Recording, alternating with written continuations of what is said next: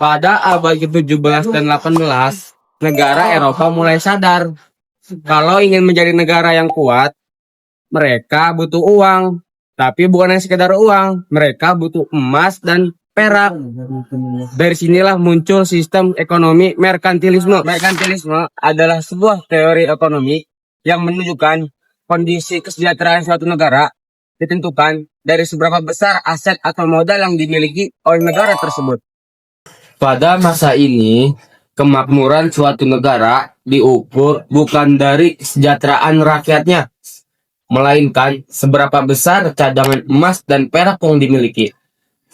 Apabila aset yang disimpan oleh negara sangat besar, maka negara akan lebih bebas untuk melakukan aktivitas, baik berinovasi, riset ilmu pengetahuan teknologi, berperang, membuat koloni baru, dan lainnya. Merkantilisme berasal dari bahasa Latin mercantile yang artinya perdagangan. Artinya, dalam hal teori merkantilisme, jika setiap negara ingin maju, maka harus melakukan perdagangan dengan negara lainnya. Namun, cara berdagangannya yaitu harus meminimalisir impor dan memaksimalkan ekspor. Menurut Farah Wulandari, Pangestuti, dan Ferry Prasetya dalam bukunya yang berjudul Ekonomi Pembangunan, Kajian Teoritis dan Studi Kasus disebutkan bahwa aliran pemikiran merkantilisme muncul dan berkembang pada abad ke-16 hingga abad ke-18. Tujuan utama sistem ekonomi merkantilisme adalah meningkatkan kekayaan negara dengan mengumpulkan logam mulia, emas atau perak, sebanyak-banyaknya melalui ekspor yang melebihi impor dan membatasi perdagangan negara lain.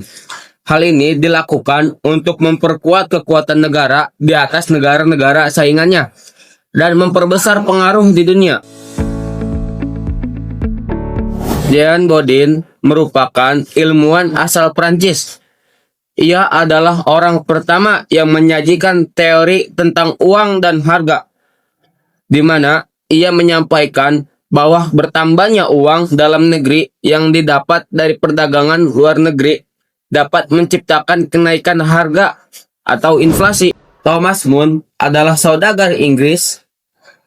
Ia menyatakan bahwa kesejahteraan negara dapat menjadi unggul dengan menjual lebih banyak produk kepada negara lain dibandingkan kita mengonsumsi produk mereka.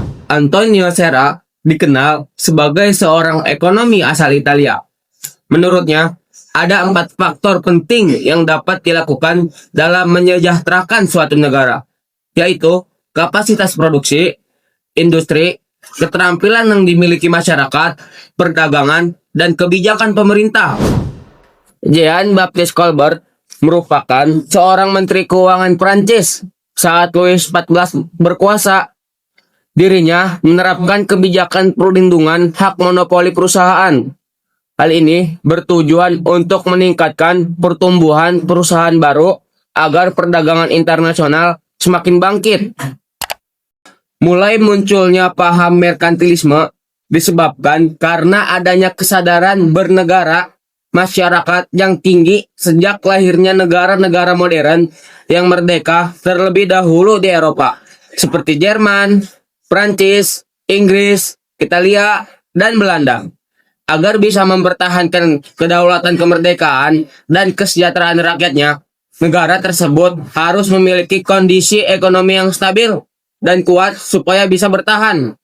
Negara-negara Eropa tersebut mulai melakukan kerjasama dalam bidang ekonomi dan terlibat dalam perdagangan internasional.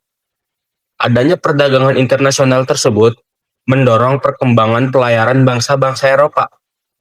Penjelajahan samudra turut menyebabkan berkembangnya merkantilisme. Penjelajahan samudra dilakukan dengan tujuan berdagang dan melakukan ekspedisi pelayaran. Dengan penjelajahan samudra, negara-negara Eropa tersebut berhasil menemukan daerah koloni baru dan melakukan eksploitasi kolonial untuk mendukung industri manufaktur di negara induk.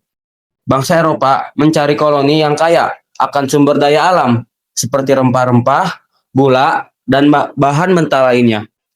Negara koloni akan melakukan ekspor bahan mentah dari negara jajahannya ke negara asalnya. Kemudian, bahan mentah tersebut akan diolah menjadi barang jadi untuk menguntungkan negara koloni. Jadi, koloni berfungsi sebagai penyedia bahan baku murah, bahan mentah, dan sumber daya alam dari koloni dieksploitasi untuk diolah di negara induk. Pasar bagi produk manufaktur, negara induk memonopoli perdagangan dengan koloni, memaksa mereka membeli produk olahan dari negara induk. Sumber tenaga kerja murah, paksa tenaga kerja di koloni seringkali dieksploitasi secara paksa untuk mendukung produksi bahan mentah. Ciri-ciri merkantilisme. Setiap negara yang menerapkan merkantilisme akan memiliki ciri perekonomian khusus sebagai berikut. Negara atau kerajaan berperan penuh terhadap kegiatan perdagangan yang dilakukan oleh negaranya, serta wilayah koloni agar neraca perdagangan aktif. 2. Sangat ambisi untuk mengumpulkan logam mulia sebanyak-banyaknya. 3. Sangat mendorong industri dalam negeri agar memiliki kemampuan mengubah bahan baku menjadi bahan jadi yang sangat dicari di pasar internasional. 4. Sangat mendorong dilakukannya kegiatan ekspor produk ke negara luar. 5. Mendorong pertambahan penduduk karena melihat penduduk sebagai modal untuk kemajuan industri. Dampak merkantilisme. Indonesia menjadi salah satu negara di Asia yang mengalami dampak langsung dari penerapan sistem ekonomi merkantilisme negara atau kerajaan-kerajaan di Eropa. Akibat yang ditimbulkan dari merkantilisme di Eropa bagi Indonesia adalah terjadinya penjajahan oleh negara Eropa. Ada beberapa negara Eropa yang tercatat pernah menjelajah Nusantara, mulai dari Portugis, Belanda, Inggris, dan negara Asia, yaitu Jepang. Mulai muncul kongsi-kongsi dagang seperti VOC dan EIC. Kehadiran kongsi dagang Eropa di Indonesia bertujuan untuk menguasai dan memonopoli perdagangan di kawasan Kepulauan Nusantara melalui jalur peperangan dan politik.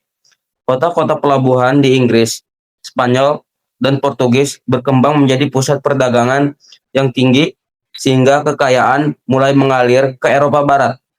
Namun kekurangan utama merkantilisme adalah persaingan untuk mendapatkan kekuasaan, sumber daya, dan keuntungan dari perdagangan memicu konflik dan perang antar negara. Selain itu, praktik merkantilisme secara langsung menyebabkan kolonialisme dan imperialisme dengan negara induk, merampok kekayaan sumber daya alam dari daerah jajahannya dengan harga murah. Monopoli dagang dan penarikan pajak yang tinggi menyebabkan penderitaan dan kesengsaraan bagi rakyat kecil di wilayah koloni. Merkantilisme cenderung mengabaikan aspek-aspek penting seperti pendidikan, pertanian, dan kesehatan demi keuntungan jangka pendek, yaitu menumpuk kekayaan berupa emas, serta ada penekanan pada pembatasan upah bagi buruh agar mereka tetap berada tingkat subsisten dengan tujuan memaksimalkan produksi bukan konsumsi.